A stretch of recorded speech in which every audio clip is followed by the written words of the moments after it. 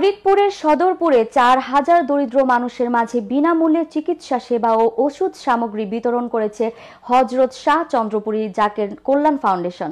মঙ্গলবার দিনব্যাপী চন্দ্রপাড়া সুলতানিয়া উচ্চ বিদ্যালয় ও চন্দ্রপাড়া সরকারি মাধ্যমিক বিদ্যালয় মাঠে এই সেবা কার্যক্রম পরিচালনা করা হয়।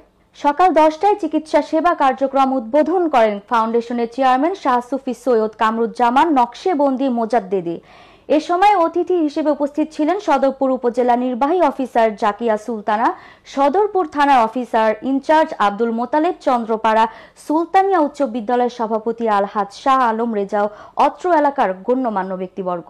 ফাউন্ডেশন কর্তৃপক্ষ জানায়, দিনব্যাপী অসহায়, গরিব, দুস্থ ও শিশু রোগীদের ৩৫ জনের অধিক বিশেষজ্ঞ চিকিৎসকগণ বিনামূল্যে চিকিৎসা সেবা দিয়েছেন।